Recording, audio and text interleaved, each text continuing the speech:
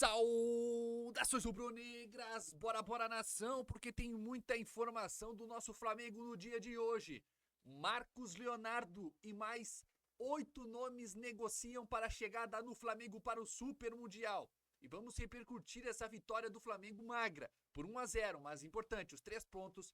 Mengão líder do Campeonato Brasileiro em cima do Bahia. Bora lá, nação, créditos e ESPN Brasil, Flamengo TV, Redação Ninho e Canhotinha 70. Bora lá, nação! A propósito, temos uma tela que compara o número de finalizações do Flamengo nesse jogo de hoje contra o Bahia, no primeiro e no segundo tempo. Dá uma olhadinha aí, Eugênio, porque tem a ver com o que você acabou de dizer aqui, acabou de trazer aí a sua visão. Olha aí, ó. Cansaço pesou? Finalizações do Flamengo por tempo de jogo contra o Bahia. No primeiro tempo, 10 finalizações. No segundo tempo, já cai para menos da metade. Chama atenção, né? E o detalhezinho ali embaixo. Essa última linha é sempre boa para a gente ver, para contextualizar. 5 finalizações até fazer o gol, aos 7h35. Portanto, metade das finalizações do primeiro tempo, nos primeiros 7 minutos. Entra para dar aquele calor, entra para dar aquela pressão. Entra para resolver a partida nos primeiros 15 ou 20 minutos. Depois vai administrar. É isso. Até porque o adversário também entra no jogo. Começa a entender os caminhos, as movimentações do Flamengo. Mas sim, pesa. O segundo tempo sempre abaixo. E aí a gente tem os números do jogo com muito mais posse de bola para o Flamengo, 61-39. 14 finalizações também aí. Uma supremacia rubro-negra, 5 certas contra 2 do Bahia, 4 grandes chances do Flamengo e 2 do Bahia, 27 ações na área rival contra 12 do Bahia, gente. Sim, isso reflete a superioridade do Flamengo no jogo, que passa pelo time titular do Flamengo, e eu acho que poderia ser assim também, se fosse o time titular do Bahia. Às vezes, por estratégia do Rogério, o Bahia do Rogério é um time grande, é um time que hoje se posiciona no cenário do futebol brasileiro como um dos protagonistas, como um time que vai brigar pelas competições e que normalmente gosta de ter a bola. Normalmente, nem sempre. Semana passada, contra o Botafogo, vitória do Bahia, ele fez o contrário. Aliás, algo parecido com o que aconteceu hoje. O Botafogo foi quem teve mais a posse de bola. O Bahia, naquela ocasião, jogando na Fonte Nova, recuou, baixou suas linhas e passou a atuar no contra-ataque. Naquele dia, foi no sábado, inclusive, no sábado passado, funcionou. O Bahia ganhou o jogo do Botafogo. Depois hoje, perdeu do Nacional, levando gol de contra-ataque. Levando gol de contra-ataque. Ironias. Do Nacional do Uruguai. Ironias do destino. Hoje era o Flamengo e o Flamengo conseguiu resolver o jogo muito cedo, com aquele gol do Arrascaeta. E depois o próprio Flamengo teve aquela chance que a gente viu agora, do chute na trave do Luiz Araújo, já perto do final do jogo. Eu acho que foi outro grande momento do Flamengo no jogo, depois do gol marcado aos 7 minutos pelo Arrascaeta, que a gente está revendo agora. Então não teve, assim, um volume de criação de jogadas, de ataque, de pressão tão grande assim como a gente já viu o Flamengo fazer esse ano contra outros adversários. E poderia ter feito contra o time reserva do Bahia. Não conseguiu. Queria voltar àquele lance em que o Daronco, o árbitro do jogo, ele é chamado para analisar um possível pênalti para o Flamengo. A bola teria batido na mão do jogador do Bahia, ele vai ao VAR, olha o lance e resolve não dar o pênalti. Me chamou a atenção, Eugênio, não achei a decisão errada, eu penso que o árbitro deve ter essa personalidade de, mesmo sendo chamado, é esse lance aí que está passando agora, se ele é chamado e ao rever o lance, ou, ver o lance com os detalhes do vídeo ali, pensar que a decisão dele de não ter marcado o pênalti estava correta, manter essa decisão. Por que eu digo que me chama a atenção? Porque é raro, não sei se você concorda, 90% ou mais, aí eu estou chutando uma porcentagem aqui, mas a maioria das vezes que o árbitro é chamado, ele vai lá e confirma o que o VAR está mostrando para ele, ou porque ele foi chamado. Olha esse lance aqui e tal, possível pênalti, possível expulsão. A maioria das vezes o árbitro vai lá, olha e confirma aquilo que está sendo sugerido. O Daronco, um árbitro experiente, foi lá e falou, não, estou olhando aqui, para mim não foi pênalti. Não acontece muito, né, Eugênio? Não acontece muito. É raro. Porque precisa ter personalidade Exatamente. para ir contra o que o pessoal que está na cabine está te mostrando, normalmente. E, aliás, não é a primeira vez que o Daronco faz isso. E já viu o Daronco fazer isso e tomar decisões equivocadas, errar. A de hoje é muito interpretativa. Nem todo toque de mão do defensor configura pênalti. Então vai para a interpretação de cada um. Foi uma ação de bloqueio? Foi um movimento antinatural? Tudo isso conta, né? Ele interpretou que o toque não foi suficiente para que ele considerasse pênalti. Porque existiu o toque, e aí uma coisa que eu aprendi com a Renata Ruel, com o Simon e tal, a gente olha para a bola e você percebe que a bola muda a rotação dela, a partir do momento que é um toquinho de leve, é um toque muito leve com a mão. E não sei, eu acho que... O Simon, inclusive, desculpa eu te interromper lá, rapidamente, o Ciro, que é o nosso editor-chefe hoje, até me passou aqui agora, que o Simon falou com ele, agora há pouco, por telefone, por mensagem e tal, dizendo que o Daronco acertou. Então, para o Simon, o Daronco acertou ao não dar o pênalti. Personalidade, interpretação, até que ponto esse toque... Olha, agora que a gente vai ver. Há um toque muito leve, para mim, não tem consequência. Não, ele tocando ou não na bola, não aconteceria nada. Mas aí é da interpretação de cada um. O pessoal da cabine entendeu que devia chamar, nem que fosse para que ele olhasse o lance. E eu acho que se a cabine não chamasse, ia passar despercebido. Porque foi muito rápido, um monte de um bolo de jogadores ali. E é um movimento muito rápido. Então segue agora. No final do jogo, a gente viu o Rogério Ceni reclamando uma barbaridade com o Daronco. Não sei exatamente o que ele estava reclamando, né? O time dele teve um pênalti que o VAR indicou não marcado contra ele. O Flamengo teve um jogador expulso, que foi o Gerson. Ele deu 13 minutos de acréscimos e ainda teve o lance que, para mim, foi um lance muito parecido com a expulsão do Gerson e que ele não expulsou, o VAR não chamou para expulsar o Ramos Mingo no lance com o Joshua. E merecia o cartão vermelho. O Wallace, não o Joshua. A gente está revendo aí a imagem da expulsão do Gerson, né? O lance que o Daronco, a princípio, dá cartão amarelo. Olha lá. É chamado para rever o lance, né? Para acompanhar as imagens pelo vídeo e aí ele troca o cartão e dá cartão vermelho. Eu estava até olhando aqui o próximo jogo do Flamengo. É o clássico Flamengo-Botafogo na 9ª rodada. Obviamente o Gerson vai ser desfalque, né? Vai ter que cumprir a suspensão por causa dessa expulsão. Na minha visão, expulsão merecida. E o Simon também já mandou o recado aqui, que ele concorda com o cartão vermelho, gente. Acho que aí não tem discussão, né? Imagino que na hora, na velocidade do lance ali, o Daronco não tenha visto o pisão no pé. Acho que ele marcou ali pelo tranco, né? E ele usa o braço também. Mas quando você vai pegar a imagem e olha no detalhe o pisão no tornozelo, é um pisão realmente muito grave, um pisão que leva ao cartão vermelho. E eu acho que não há discussão com relação a isso. O próprio Gerson não reclama, ele já cumprimenta ali o companheiro, tira a braçadeira de capitão e segue chateado pro vestiário. Acho que não era nem intencional. Acho que era uma tentativa de alcançar a bola ali, mas ele pisou gravemente. É o Eric Pulga, né? Que estava na jogada com ele, se não me engano. E acho que não tem discussão aí. Aí o cartão é correto. Perfeito. A gente tem uma tela, um assunto que você abordou agora há pouco, mas só para a gente dar com exatidão os números. O Rogério Ceni, olha o título. Freguesia, Rogério Ceni como técnico contra o Flamengo. Aliás, ele que foi campeão brasileiro, dirigindo o Flamengo em 2021, né? Já era 2021, mas era o campeonato de 2020. 2020, é verdade. Da pandemia. Exatamente, você tem razão. Então, contra o Flamengo, são 16 jogos e 16 derrotas. Que coisa, hein? 0 empate, 0 vitória. Até aí tem jogo ele dirigindo São Paulo, não é isso?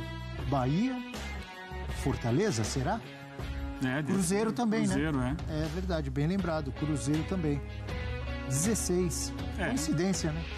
Na entrevista coletiva do jogo contra o Cruzeiro, eram poucos repórteres, hoje aqui o Maracanã, com muitos jornalistas e muitos assuntos debatidos, né? Bruno Henrique, Isso. Michael, Arrascaeta no Twitter. É. Muita coisa, né? Um ponto que me chamou a atenção foi a resposta dele numa pergunta da Raíssa, né? E aí ele perguntou para ela, você acha que ele foi mal? A Raíssa falou, eu acho que ele não jogou bem. E ele falou, olha, não vimos o mesmo jogo. Mas eu entendi da seguinte maneira, realmente, se você olhar a atuação hoje do Bruno Henrique, ele já teve atuações para o público muito melhores do que teve hoje. Mas, para a equipe, o Bruno Henrique foi muito importante. E o treinador valoriza muito isso, a parte tática. E ele, de fato, desempenhou o seu papel lá na frente da melhor maneira possível, se dedicando, se entregando ao máximo. Então, o Felipe quis reconhecer esse lado da atuação para a equipe, né, do Bruno Henrique, que sem dúvida é um jogador muito importante. É porque quando a gente fala de atacante, a gente imagina o atacante entregando gols, entregando assistências, né? Isso, exatamente. Essa questão de ser voluntarioso, o torcedor fica assim, mas pô, pra correr, coloca outro cara, né? Já veio a situação do Pedro, né? Pô, não escalou o Pedro e tal, isso também ajudou a forçar. E outra, quando a gente tá aqui no Maraca, onde a gente faz a transmissão, acompanhando o jogo, né? Vendo todo o campo, você percebe outras coisas que a TV não te mostra, que é a movimentação do jogador sem a bola. O Bruno Henrique foi importantíssimo no primeiro tempo, pro Flamengo ter esse domínio territorial, além da pressão que ele faz na saída de bola. Fez um ótimo primeiro tempo. O Bruno Henrique, sim, apesar de não ter dado assistência ou ter feito um gol, lance de perigo, foi muito importante para o time hoje, muito dedicado em campo. Uma pergunta. Façam vocês Então tem que fazer uma meeting, reunião. exatamente, um meeting. O que é que vamos perguntar a ele? Exatamente. Arrascaeta, hein, galera? Tem muita coisa. Tem bastante. Mas só dizer aqui. 2 em 1. O Filipe não quis falar, e bem, da arbitragem, mas o que se passou hoje aqui dentro tem que se falar disto. Há uma expulsão do Gerson, que é bem expulso, que o VAR chama, mas a seguir há um lance exatamente igual sobre o Alacian, que o VAR nem chama. Há um penalti claríssimo que toda a gente viu, toda a gente viu, o Brasil inteiro, aqui o Maracanã, os senhores do VAR, mas o árbitro não quis ver. E depois são 13 minutos de desconto que eu ainda do tempo, como é que vocês chamam aqui? Acréscimo. De acréscimo, que ainda hoje estou para perceber porque é que são 13 minutos de acréscimo, não é? É absurdo. Acho que é mesmo uma coisa absurda e que vale a pena nós falarmos disso para que a CBF pense um bocadinho melhor às vezes na arbitragem, se nós queremos elevar a qualidade da Série A brasileira. A arbitragem é uma das coisas que tem que melhorar também. E o que se passou aqui, acho que não se pode passar, e não é o facto de nós termos ganho que vamos calar e não falar sobre aquilo que se passou hoje. Está bem? Agora, têm direito a uma pergunta. Todo mundo aqui está de acordo que a pergunta é sobre a situação do Arrascaeta, né? A gente viu algumas notícias em relação a isso, mas como é que tá? Vocês soltaram uma nota falando que vão tratar do tema no momento oportuno, mas estão tratando da renovação, por exemplo, do Rossi, do Pedro, que são jogadores que têm contrato até mais tempo. Varela. Então como é que... Não, o Varela acaba agora em dezembro, mas o Pedro, o Gerson que renovou... Então, como é que fica a situação da Arrascaeta diante de todo esse contexto? Vocês fizeram uma pergunta aqui ao Filipe Luís, que é as coisas que se passam e tal, como é que isso... Há muita coisa que vocês ou que vem na imprensa, que não corresponde minimamente à verdade. Nunca se passou, vocês também não vêm perguntar, ou se calhar também se viesse eu também não respondia. Mas há coisas que não se passam, não é? Em relação à pergunta que fizeram, e sobre o Arrascaeta, tal como o Rossi, tal como o Pedro, são jogadores que têm contrato até o final de 2026.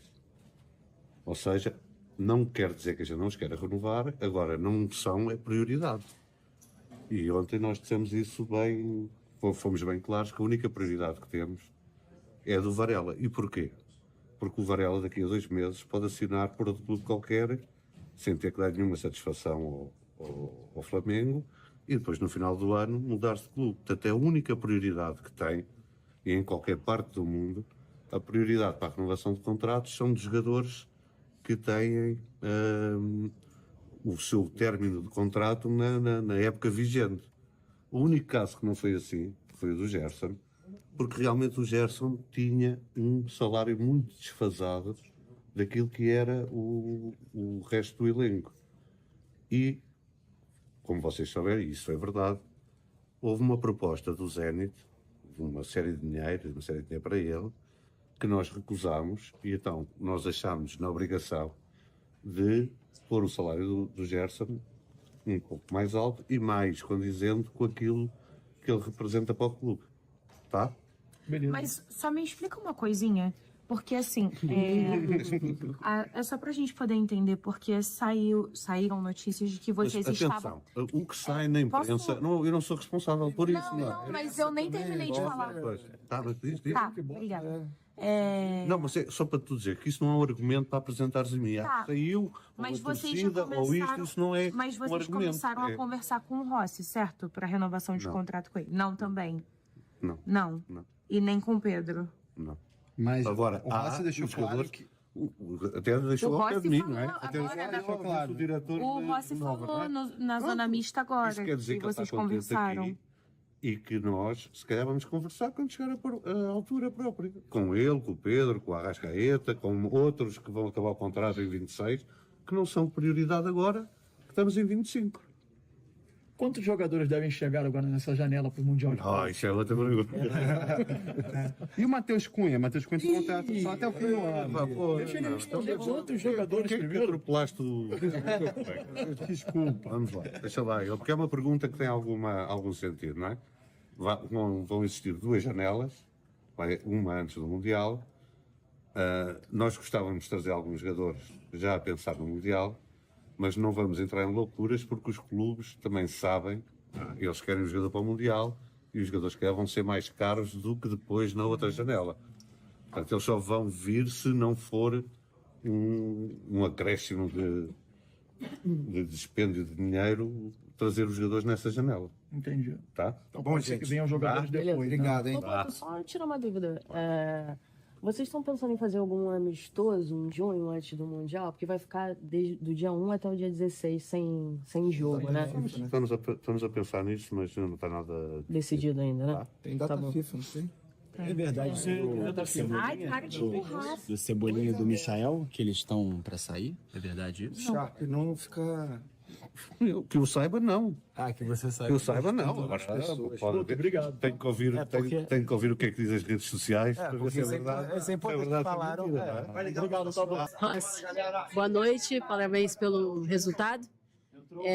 Em alguns momentos tiveram brincadeiras da torcida em outras circunstâncias sobre você ser pouco acionado no jogo, aí tinha aquela resenha na internet que você ficava só assistindo porque não estava sendo acionado, e nos últimos jogos isso foi bem diferente, né? Você tem sido bastante acionado e tem dado conta do recado. Hoje teve um momento, né, imagino que histórico para você também, sendo ovacionado, seu nome gritado no Maracanã. Qual o sentimento disso e o que você pode passar para a torcida também de estar ali preparado para o momento que precisar? Não, obviamente, primeiro que nada, agradecer a torcida, não só pelo apoio de hoje, sino hoje o Maraca lotado foi incrível para nós também contar com eles. Sabemos que precisamos deles. Acho que quando o Flamengo vence, eles estão felizes, quizás gran parte da semana. Então, feliz por isso. Depois, em caso que você falou de quizás muitas vezes ter falado que não sou acionado no jogo e tudo isso, eu sempre falo a mesma coisa. Quando o time está mal, de quem mais se fala é o goleiro. Teve a possibilidade de ajudar o time nos últimos jogos, com boas defesas, com bom rendimento no pessoal. Mas o futebol, somos 11 dentro do campo, somos 30 que temos possibilidade de jogar.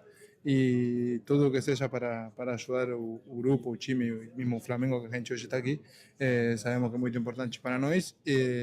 Eu falei sempre a mesma coisa, sempre vou tentar fazer o meu melhor para ajudar o time quando me toca entrar em jogo, e isso é o que estou fazendo. Rossi, 100 jogos pelo Flamengo, recém-completados. Faz um apanhado pra gente de todos esses 100 jogos, toda a sua passagem até aqui, esse momento. 101 agora. Não, 101 agora. A verdade é que muito feliz de ter chegado aos 100 jogos no Flamengo. A verdade é que é um pouco difícil falar depois do que aconteceu outro dia ou não, mas feliz, porque eu deixei meu país naquele momento para decidi jogar no Flamengo e hoje estar aqui depois de 100 jogos já, quase 2 anos que estou aqui e além disso também ter atingido a marca do recorde histórico 100 minutos sem tomar gol. A verdade é que são coisas que vão ficando na minha carreira para continuar evoluindo, continuar melhorando e sempre tentar continuar. É isso. Eu tenho ainda mais 2 anos e meio ainda de contrato. A gente já começou a falar por alguma questão de renovar também, para estender o vínculo também. Então é isso. Eu estou aqui, eu sei que tenho que defender meu trabalho dentro do campo, no dia a dia, em cada treino, em cada jogo e é isso. Eu sei que se treino bem, depois dentro do campo tenho mais possibilidades de ajudar o time quando estou aí atrás e é isso. Eu continuo trabalhando para continuar melhorando e ojalá seja por muito tempo. Dois lados, né? O Flamengo é líder no Brasileirão e na Libertadores agora tem 2 finais onde precisar das vitórias para classificação. Como é que o grupo entende essa diferença entre Brasileirão e Libertadores? Como é que o grupo está focado para conseguir o mesmo êxito que tem no Brasileirão na Libertadores agora, nesse momento? Não, eu acho que a gente tem como prioridade cada jogo que entra em campo. Tanto na Liberta como no Brasileiro, na Copa Brasil, a gente sabe que representa o Flamengo e o Flamengo não pode ser um time que bote quizás o time atrás para se defender. A gente sempre tenta fazer o melhor plano do jogo para vencer. Obviamente, hoje no Brasileiro estamos dormindo na liderança, mas na Liberta temos um jogo quinta-feira que vai ser muito importante, que se a gente vence, já supera a LDU e fica mais um jogo em casa, que a gente sabe que aqui em casa tem que fazer a diferença.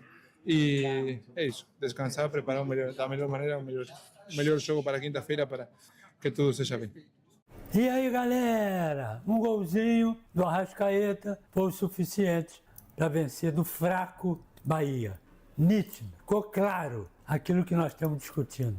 Tirou dos 4 melhores jogadores do país, é o meio do campo do Flamengo. Tirou um, dá uma complicada. Tirou 2, é igual a todo mundo.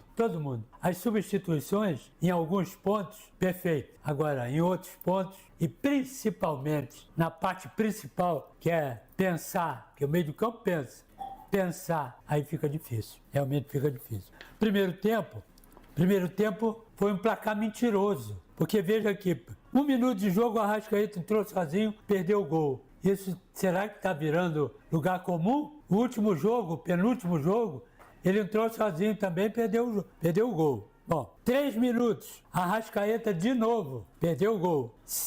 4 minutos de jogo, Léo Pereira de cabeça, perdeu o gol. Quer dizer, só aí, pelo menos um gol. E aí, aos 7 minutos, Michael cruzou uma bola, Arrascaeta vinha chegando, meteu de cabeça e fez o único gol. E ainda teve aos 26 minutos, o Kaique chutou e o Rossi defendeu. Foi só isso que o Bahia fez no primeiro tempo. Então, o primeiro tempo foi um primeiro tempo mentiroso. Pelo menos aqui, com um gol, mais um gol ali, 2-0 no mínimo. Jogando fácil, jogando bem. O time do Bahia meio assustado, né? Se defendendo mais do que atacando. De vez em quando, né, partia no contra-ataque com Lúcio, Kaique, mais ou menos. Meio do campo não funcionou. Meio do campo, engraçado.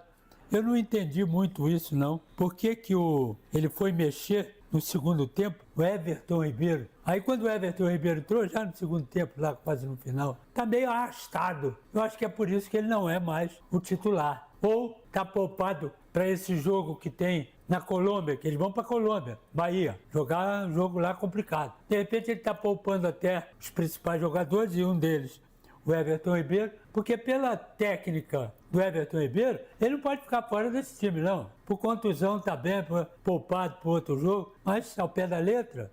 Bom, mas de todo caso, no primeiro tempo, o time do Flamengo sobrou. Aí veio o segundo tempo, aí começa o drama, mas ainda teve aqui aos 14 do primeiro tempo, o Alan saiu machucado, entrou o Luiz Araújo, que é um outro tipo de jogador. Ele pode vir auxiliar o meio do campo, mas tem que tirar ele dali no meio do campo, tem que jogar ele numa ponta, jogar lá na frente. Ali é muita correria, muita bola dividida e tal, não é setor dele. Mas o Araújo, 37 minutos do primeiro tempo, machucou o pulgar. Aí começou o drama. Por quê? Porque você tirou o Alan, botou o Luiz Araújo. Ainda vai, porque tem o Gerson, né? Tem o Arrascaeta, por enquanto. E machuca o Pulgar. 37 minutos do primeiro tempo. Muito bem. Aí quebrou um pouco esse meio do campo. Ficou meio de lado. A Arrascaeta ainda estava no jogo. Aí o pior, 36 minutos do segundo tempo, sai o Arrascaeta. Então não tem, é o que nós estamos discutindo. O Arrascaeta, o Pulgar, Dela Cruz já está fora, sobrou tudo no Gerson. É aquilo que a gente discute. 4. Saiu um, dá para tentear ali, pega o Alan, bota ali, pega o Luiz Araújo, bota ali, dá uma completada, mas você ainda tem 3 que pensa. Aí sai o segundo, aí começa a complicar. Começa a complicar porque pesa muito para um, que é exatamente o Gerson. Aí o Gerson vem no meio do campo, tá? Arruma, ajeita, e lá na frente, como é que faz? Aí roubaram a bola, correria aqui, marcação. Quem marca? É o Gerson? É o Luiz Araújo? Aí pegou a bola, quem vai armar? É o Gerson? É. E o Luiz Araújo, onde é que tá? Não é para isso. Então, complicou pra caramba. Saiu o Michael, entrou o Cebolinha, saiu o Bruno Henrique, que não tocou na bola, é outro, que tá desarvorado dentro do campo. Ou ele é uma coisa ou ele é outra. Eu acho que quando coloca ele de centroavante, ele já, dentro da cabeça dele, já está dizendo, o Pedro está lá fora, que é o titular. Daqui a pouco eu vou sair, vai entrar o Pedro. E do lado esquerdo, ele não pode vir para cá. Por quê? Porque tem o Michael, né? Mas o titular quem é? É o Cebolinha. Ele sabe que não cabe mais aqui, a não ser que os dois se machuquem. Então ele ficou, Bruno Henrique, numa situação complicada. Ele é reserva de centroavante e reserva de ponta, com contrato milionário. Mas aí não tem nada a ver uma coisa com outra. Então, saiu o Arrascaeta, entrou o Wallace. Então, ficou o time do Flamengo assim. Luiz Araújo, o Gerson foi expulso aos 41, saiu também, acabou de liquidar o meio do campo. Então, Luiz Araújo, Everton Araújo e o Wallace. Pedro na frente, Cebolinha. Com um time comum, como outro qualquer. Sem brilho, sem toque de bola, uma correria danada. Aí vieram essas modificações que eu citei do time do Bahia, que cresceu um pouco, mas cresceu não o necessário para empatar o jogo, mas para fazer uma pressãozinha maior no time do Flamengo.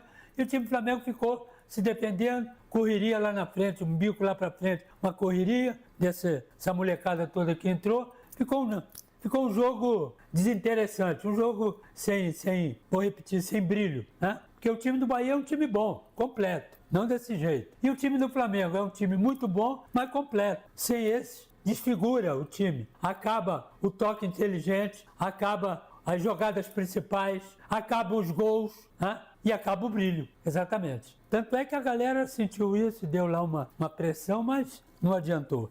E o segundo tempo foi isso.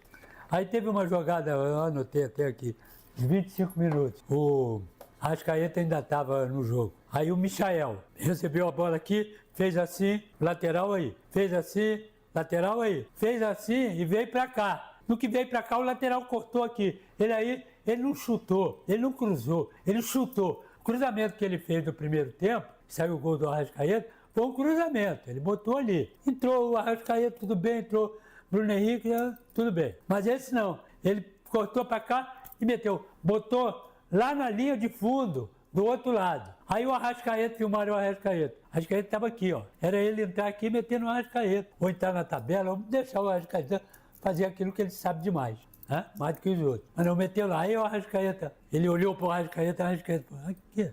Entendeu? Começou a explicar.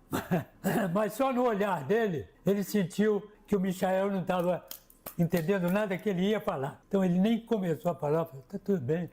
Aplaudiu e foi embora. É melhor assim do que se decepcionar, né? Talvez até com a resposta do Michael. É muito complicado, é difícil.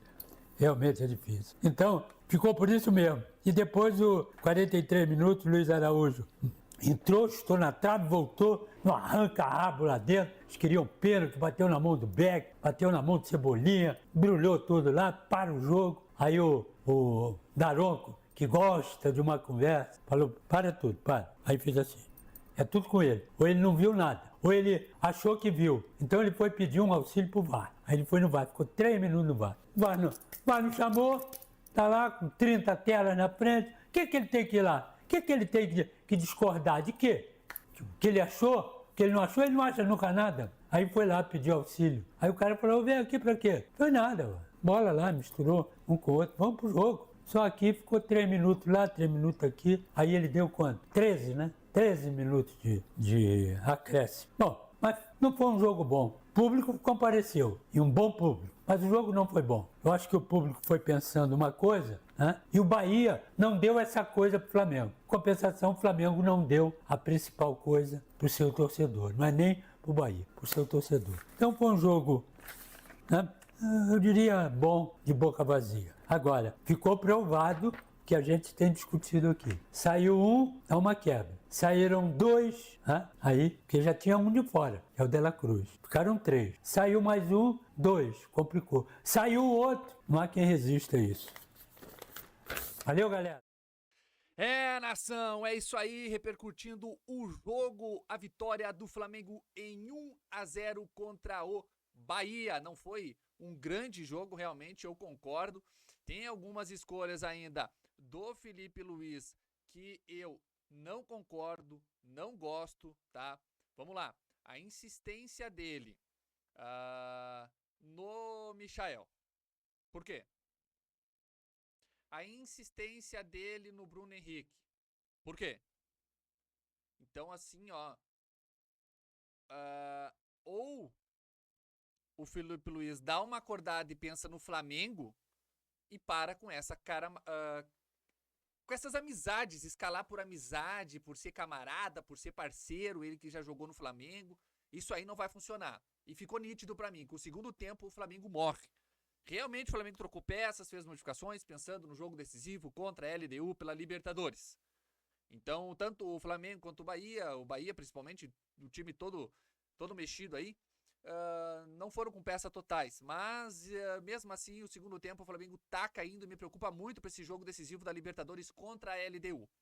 Tá? O Bruno Henrique, o Michael, o Ayrton Lucas não estão fazendo bons jogos, não merecem serem titulares. Eu não concordo com o Bruno Henrique que correu pelo time, que, nossa, se matou pelo time. Não. Ele com a bola não se mostra um jogador competente, pode ser com o extra-campo, né? Esteja aí pesando no psicológico dele, mas não consegue ser titular do Flamengo hoje e não merece ser titular do Flamengo hoje. Deixa aí, pessoal, também a sua análise do jogo do Flamengo. O que você achou desse 1-0 contra o Bahia? O Flamengo que é líder, por enquanto, por hora. O Palmeiras enfrenta o São Paulo ainda. Então vamos ver como é que vai ficar. E bora que tem informação do mercado da bola importante, Mengão, porque o Super Mundial tá chegando e veja só. O Flamengo no mercado, Marcos Leonardo, lembra dele? E Santos, e Malcom, Bento e outros 8 nomes estão em pauta. Bora dar uma olhada nessa notícia. Jogadores monitorados podem virar opções reais a partir do meio da temporada, especialmente para o Mundial de Clubes. Bora dar uma olhada nessa notícia atualizadíssima que acabou de sair. Marcos Leonardo, Malcom e outros jogadores são monitorados. O Flamengo está no mercado. Pelo menos 11 jogadores conhecidos estão na mira do clube. Nomes como Demalcom, ex-Corinthians, Marcos Leonardo, lembra? Ex-Santos e Bento, o goleiro, ex-Atlético Paranaense, são monitorados.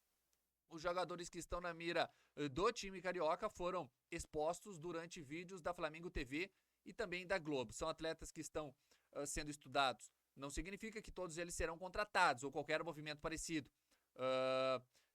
Os demais jogadores que estão na mira do Flamengo, daí ele traz que são o Pedrinho, do Zenit, Josh Sargent, do Norwich, que é, acho que é americano, o Vitão, o zagueiro do Inter, Zé Lucas, do Sport, Gabriel Pereira, do Al Rayyan, TT, do Paranavaicos, Santino Andino, do Godoy Cruz, e o Ezequiel Barco, do Spartak Moscou, ele que já jogou, eu lembro, no River Plate. Jogadores como Malcom, Marcos Leonardo e Bento, que atuam no futebol saudita, são considerados os mais valiosos do mercado, devido ao valor salarial e de compra. Os valores dos 3 brasileiros variam entre 25, 20 e 12 milhões de euros, respectivamente. Então, sendo ele o Malcom o mais caro, né? O Marcos Leonardo com 20 milhões de euros. Pedrinho, do Zenit, e os demais atletas que atuam fora do país, como TT, Barco e Gabriel Pereira, também são caros pelos valores de mercado. O preço mínimo de todos eles passam da marca de 7 milhões de euros. O Vitão, do Inter, não está à venda. O Fla tentou se aproximar do atleta, mas esbarrou no jogo colorado. Já Zé Lucas é o mais barato aí, devido à idade. 17, 500 mil euros. O mesmo vale para Santino Andino, 1 milhão de euros, do Godoy Cruz. E quem é Josh Sargent, que o Flamengo está de olho? Por fim, o nome mais peculiar, Josh Sargent. O americano de 25 anos de idade atua como atacante. Tem uma boa estatura, 1,85 m, e atualmente defende as cores do Norwich, da segunda divisão da Inglaterra. Seu valor no mercado é de 15 milhões de euros, também não é barato, hein? Contrato até 2028. Pelo clube inglês são 133 jogos, 48 gols, 12 assistências. Bom número, né? Josh Sargent também jogou na Alemanha, pelo Werder Bremen. Nação, é o Flamengo se movimentando no mercado da bola para o Super Mundial de Clubes da FIFA. Flamengo aí, como o Boto aí falou no vídeo que eu trouxe aqui, vai se reforçar sim nessas duas janelas, tá? Que acontece antes do Super Mundial de Clubes, para jogar, então o Flamengo que quer fazer um bom Mundial de Clubes, não quer ir lá passar vergonha, tá? Quer brigar por esse título, e depois no Mundial de Clubes também, então o Flamengo deve trazer reforços de peso aí para o Felipe Luiz trabalhar, tá? O Felipe Luiz que apesar dessa vitória ainda tá pressionado também, tem que dar uma resposta na Libertadores contra esse jogo da LDU, jogo difícil no Maracanã, que acontece na quinta-feira. Devemos ter força máxima aí para quinta-feira daí.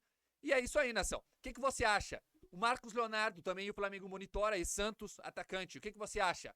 É um bom nome para o Flamengo? Quem que desses você quer ver jogando no nosso Mengão? Deixe sua opinião nos comentários, também deixa aí de qual cidade você está nos assistindo.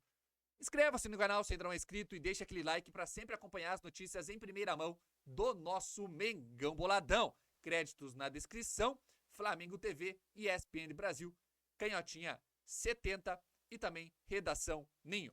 Bora lá, nação! Saudações rubro-negras!